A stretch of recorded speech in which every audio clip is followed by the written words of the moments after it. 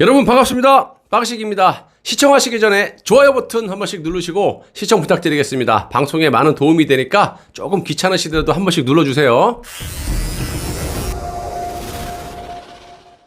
자, 여러분, 박근혜 대통령이 현재 탄핵 전국대 이 법원과 검찰의 조작 날조 수사로 억울하게 옥살이를 하고 계십니다. 4년이 훌쩍 지난 지금 우종찬 전 월간조선 기자와 미디어워치의 변희재 대표의 노력으로 이 탄핵 백서와 태블릿 사용 설명서 이 두 건의 강력한 무기가 우리에게 생긴 만큼 헌법을 파괴하고 법치를 무너뜨린 이들의 죄를 낱낱이 전 국민에게 알려서 현재 내각제 개헌을 추진하고 있는 탄핵 세력들을 반드시 그냥 막아내고 무너져가는 자유민주주의 대한민국을 다시금 재건할 수 있도록 여러분들의 많은 협조를 부탁드리겠습니다. 영상 아래 공유 버튼 누르셔서 쫙 좀 전파를 해주십시오. 자, 이번 시간은 탄핵의 진실 시간입니다. 자, 어제 말씀드렸다시피 오늘은 이 삼족을 멸한다는 협박성 수사에 대해서 방송을 하도록 하겠습니다. 무시무시합니다, 이것들 아주. 최서원이 특검 조사를 처음 받은 날은 크리스마스 이브인 2016년 12월 24일이었습니다. 참, 이 크리스마스 성탄절날 특검 조사를 받았다니, 자, 아무튼, 최서원은 이날 오후 1시 50분쯤 수갑을 찬 채 서울구치소 보안과 소속 여성 교도관들의 개호 속의 특검 사무실에 도착했고요. 오후 2시부터 다음날 새벽 1시까지 조사를 받았다고 합니다. 와, 아주 그냥 고문이 따로 없네요. 자, 특검 사무실에 도착한 최서원은 수사팀장 윤석열 방으로 끌려가서 잠시 얘기를 나눈 뒤 17층에 위치한 영상 녹화실에서 고형곤 부부장 검사의 조사를 받았습니다. 자, 검사 고형곤은 최서원의 변호인 자격으로 입회한 오태희 변호사에게 오늘은 최순실 씨의 대략적인 입장을 들어보고 정식 조사는 다음 날부터 하겠다. 그러면서 변호인은 자리를 비켜달라, 이렇게 말을 했다고 합니다. 조사가 아닌 단순한 면담이기 때문에 최서원은 변호인의 조력을 받을 이유가 없다라는 검찰 측의 주장인 겁니다. 자, 수사기관에서의 면담과 조사는 개념이 다릅니다. 수사관이 수사 초기에 사건의 전반적인 개요를 파악하기 위해 가지고 피조사자와 자유로운 대화 시간을 가지되 기록을 남기지 않는 게 면담이고 일문일답식의 신문을 조서에 기록하는 행위가 조사입니다. 자, 검사가 피조사와의 면담을 요청할 경우 변호인은 자리에 피해주는 게 법조계 간행이라고 합니다. 검사 고형곤은 검찰 특별수사본부 시절에 태블릿 PC 사용 여부와 관련해서 이미 최서원을 조사한 적이 있었고요. 최서원과는 구면입니다. 그럼에도 검사는 면담을 핑계로 변호인의 입회를 불허했던 겁니다. 오태희 변호사는 할 수 없이 조사실 밖에서 면담이 끝나기를 기다렸고 면담은 일종의 상견례 자리이므로 대부분 20분을 넘기지 않는다고 합니다. 그런데 이놈의 면담 시간이 2시간을 넘어서자 변호사가 항의를 했고 그제서 검사는 변호인의 입회를 허용했습니다. 아주 이 변호인이 입회한 가운데 최서원에 대한 조사가 시작이 됐고요. 검사는 검찰에서의 당신 진술은 전부 거짓말이다. 우리가 새로운 사실을 가지고 있다. 지금부터 진실을 얘기해라. 이러면서 최서원을 압박하고 다그쳤습니다. 도대체 이놈의 것들은 검찰이요, 깡패요? 도무지 알 수가 없어요. 최서원의 범죄 혐의는요, 직권남용, 권리행사 방해, 강요 미수, 사기 미수, 증거인멸 교사 등 5개인데 참 범죄 혐의 우질하게 많네요. 이 사기꾼들, 지금 범죄자들은 왜 안 잡아넣니?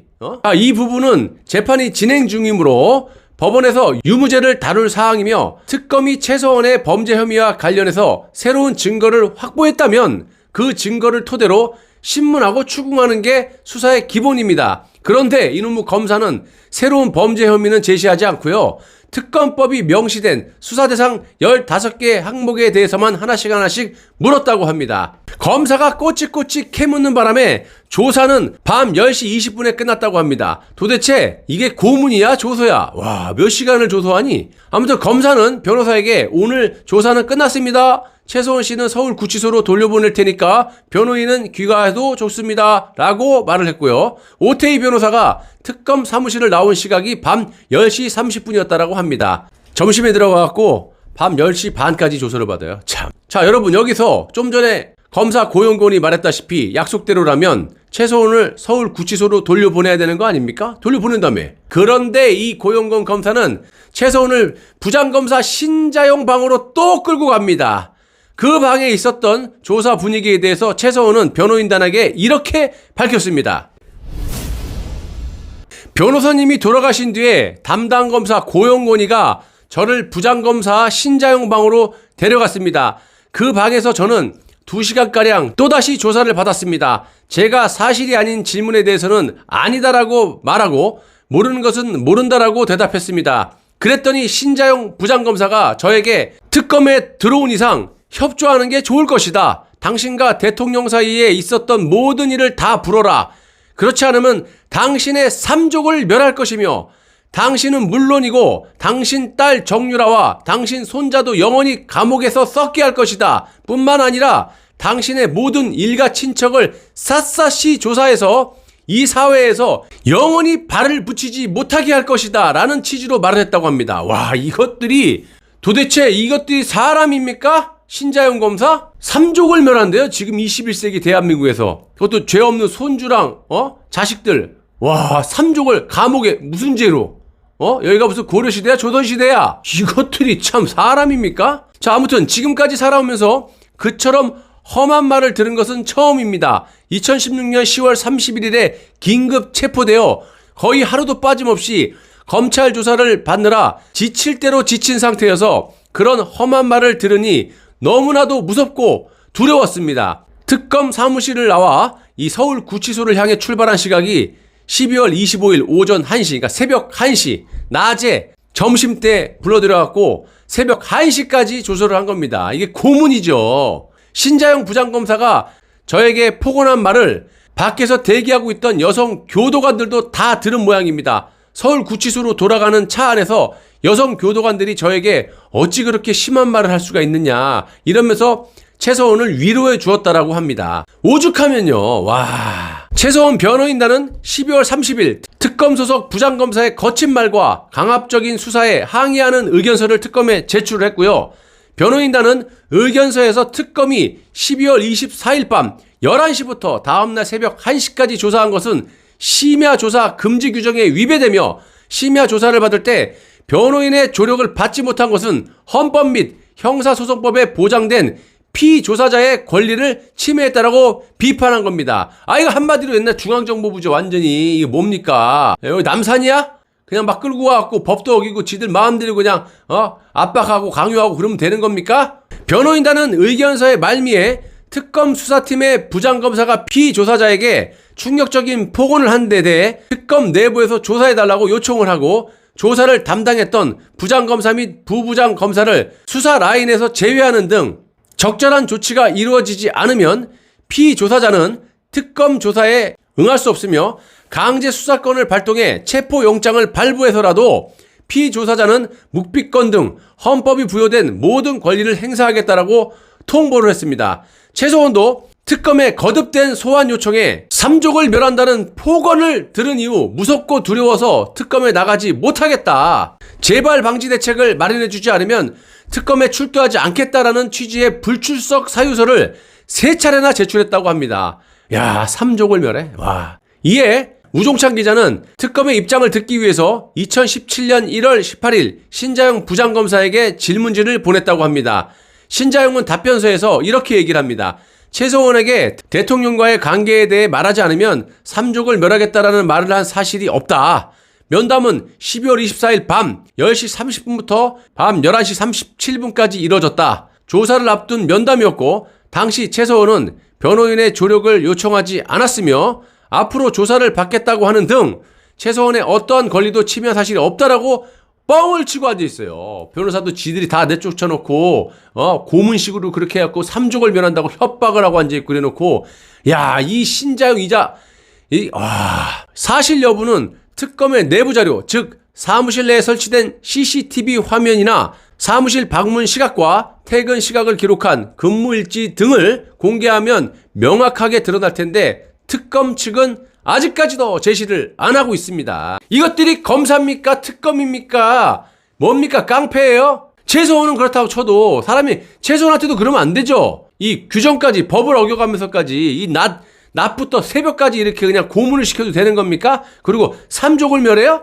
그러면 손주나 자식들은 무슨 죄가 있다고? 당신 자식하고 당신 손주들한테 그딴 얘기하면 기분 좋겠어? 여러분 정말 나라 꼴이요 이만저만 정말 이상해진 게 아닙니다. 이런 어마어마한 짓거리를 했던 것들이 이 법원의 판사와 특히 검찰의 특검 검사들이에요. 신자영뿐입니까? 윤석열부터 박근혜가 시켰다고 부르면 넌 편하게 살 텐데 빨리 불어. 야, 이게 지금 뭐 하는 겁니까? 이래놓고 이런 것들이 지금 대통령 나오고 이러고 앉아 있습니까? 또 윤석열이 대통령이 돼야지만 신자영이나 이런 사람들을 이 탄핵의 주범들을 또 묻어줄 거 아닙니까? 아, 정말 답답합니다. 우리라도 정신 차려야 되는데 이거 보수 국민들이 큰일 났습니다.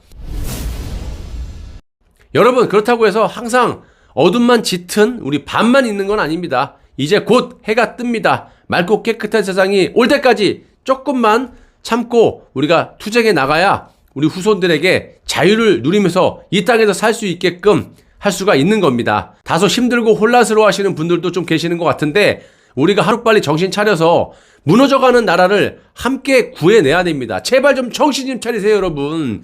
저는 보수의 프라이드를 굳건히 지키시고 계시는 우리 시청자분들, 구독자분들, 그리고 지금 약간 혼란스러워 하시더라도 조만간 또 한두 달 있으면은 끝장나니까 또 돌아오실 겁니다. 그런 분들 다시는 좀 이런 공작들에 좀 헷가닥 안 했으면 좋겠습니다. 그리고 보수 유튜버도 좀 가려가면서 좀 보십시오. 그냥 다 맞고 내가 이거 좋아하면 이 사람 맹목적으로 다 좋아해야 되고 이래서는 안 되는 겁니다. 나라 발전이 없어요. 저는 현명하신 여러분들을 믿고 가겠습니다. 언제까지? 할 때까지죠. 나라가 없는데 살아서 뭐합니까? 라는 각오로 하루하루 진실된 애국 방송 거짓없이 전해드리도록 꼭꼭 약속드리겠습니다. 끝까지 시청해주셔서 대단히 감사합니다. 여러분 빵식입니다. 항상 감사한 마음으로 방송에 임하고 있습니다. 매우 힘든 하루하루를 살고 계시죠? 저도 뭐 똑같습니다. 힘든 환경 속에서 혼자 고군분투하고 있는데 십시일반 빵식이를 도와주시는 분들도 계십니다. 빵식이 TV 제작에 많은 아주 큰 도움이 되고요. 구독과 좋아요 그리고 댓글도 많은 힘이 됩니다. 또한 후원 계좌를 통해서 도와주실 수도 있겠지만 매 영상 보실 때마다 영상 아래 이 하트 모양으로 슈퍼 땡스라는 그런 곳을 클릭하셔서 라이브 그 슈퍼챗처럼 응원하시는 방법도 있습니다. 매월 990원부터 힘되시는 대로 멤버십 가입을 통해 가지고 응원해 주시는 방법도 있어요. 자, 구독 버튼 옆에 가입을 누르시면 되고요. 하다 힘드시면 가까운 매장에 가시면 5분도 안 돼서 해결해 준다고 합니다. 자, 다소 부족한 부분이 있으시면 여러분들이 언제든지 이 댓글로 질책을 해주시면 겸허히 받아들이고 수정해 나가도록 하겠습니다. 거짓 없는 방송, 소통 방송, 애국 방송, 빵식이 TV가 살아야 나라가 산다라는 각오로 열심히 진실된 방송 제작에 힘을 쏟겠습니다. 시청자 여러분들, 구독자 여러분들 진심으로 감사합니다.